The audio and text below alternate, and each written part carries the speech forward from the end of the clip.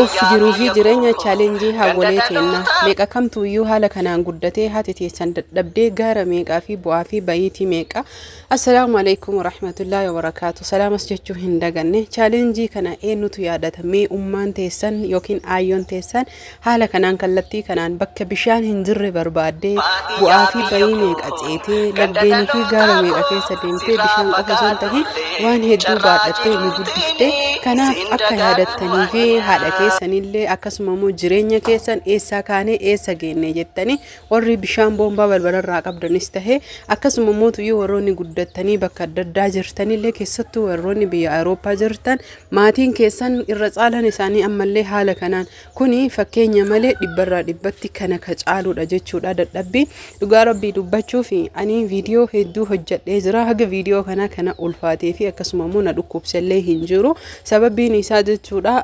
hedduu cimaadha waan nu irratti nu guddisan malee ittiin hin guddanne hin goonellee akkasumas mootuyyuu yookiin hin hojjanne hojii akkasii waan taheefi amma jarkaanii erga fudhadhee manaa bahee karaa deemaa jira jechuu karaan deemu kun dheeraadha beeka karaa magaalaa keessaa karaa baadiyyaatitti maaliif jennaan magaalaa keessa tokkoffaa lagni argamu lammaffaa irratti ammoo namni hawaasni si ilaalaa haala jechuun chaalenjii jireenya jiruu fi jireenya kana akkami isinii hima namni duudhaa fi safuu fi kana waan irraanfateef hedduun isaanii bakka akka nama karaa wallaalee garanallee garasillee jechuudha bishaan kallattii bishaan ittiin deeman gaafataa deeme garuu haa ta'u malee xumura irratti argachuu waan hin oolle asitti waatiyoo bareedduu tana argee jennaaniin aadama kennaa fi akkasuma mootuyyuu hawwalee ta'een akka yaadattanii fi beekaa bar magaalarraa erga fagaadhee jedhee xumura jechuudha magaalaa baadiyyaa lafa jechuun xaraqaa yookiin lafa argitanii qotee bulaatii jechuudha booda sani karaan kun dhoqqee jennaaniin hordoftoota fi kabajamtoota kiyya wallahi viidiyoo sa'aatii dheeraa gara sa'aatii 3 daqiiqaa 9 qofatti isinii deebisee idiit godhe sababbiin isaa jechuudha hin ifattan hin laaltan jedheeti malee hedduu karaa akkaan dheeratuu fi dhoqqeen bu'aa bayii gaarri ol bayii gabbu'ii gaddeebi'i yaa ilaahi akkamii isinii himuu danda'are kanaafi hundaafuyyuu jechuudha haa yaadannu ittiin haa bohaarru jechuu fi waan isin jaaladhuuf waan isin kabajuu fi viidiyoo kana dadhabbii meeqan hojjadhee asiin isiniif gahe isin ammootuyyuu laalaatii ittiin bohaaraa meeqa keessantu baadiyyaa teessa yaadata meeqa keessattu chaalenjii kana dabarsee meeqa keessantu bishaan barbaaduuf burqaa jechuudha dachii mara waliin gahe lagnis yoo jiraate yeroo tokko laga san waraabanii ittiin nyaata godhachuun hin danda'amu akkasuma ammootuyyuu ittiin jechuun dhugaatiifis hin tahu waan taheef burqaan bakka jiru barbaannee burqaa jechuudha lagni tokko na jalatti nafne burqaa barbaaduuf iyyaafadhaa burqaa kana barbaadee argadhe haala saniin jechuudha ergasii burqaa san erga argadhe hin waraabbadha isin ammoo viidiyoo kana hanga xumuraatitti ilaalatumaan ittiin bohaaraa ittiin gagammadaa oromooti yaguutu waan isin jaaladhuuf isin kabajuu fi kana hunda isin bohaarsuuf yookiin isin yaadachiisuuf chaalenjii kana dandame bakki an irraa deemee dhufe magaalaadha bakki ani jiru ammoo baadiyyaa xumuraa jechuudha akkasuma ammoo achuu dhaqee laga sanuu dhaqee burqaa hin arganne ammallee asiin ol bahiiti fagoo jechuudha asirraa baay'ee karaa dheeraa deemii booda sanii ammootuyyuu barbaadinaan jedhanii akkasumatti karaa irra deebi'ee itti fufe deemsa kiyya jechuudha namni baadiyyaarraa gabayaaf deemataa akkasuma immoo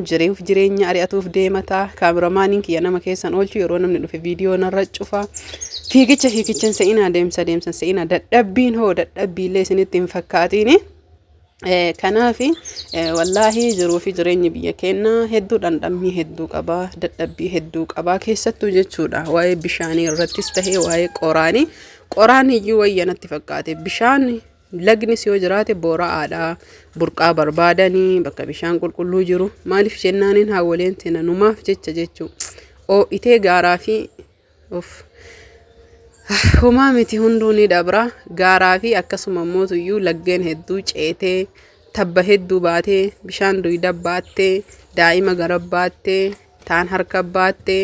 jechuudha haala kanaan nu guddiftee oromoo kiyya guddannee nu hundi kennaa yoo erga burqaa argannee deemnee jechuudha gara burqaa geennee jirra ammatti gadi bu'u jirra namni laggee miiccataa jira garuu nu namarraa qabna burqaa erga argannee illee namni hin jiraatenne horofaa keenya eeggannee jechuu horofaa eeggatanii booda sanii jechuudha kunoo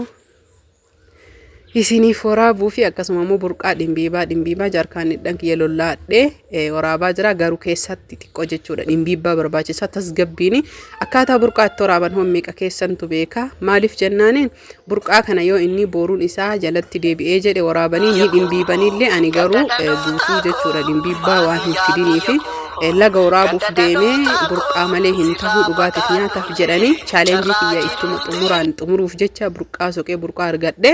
kanaafi burqaa kana dhimbiibaa illee ni dhimbiibda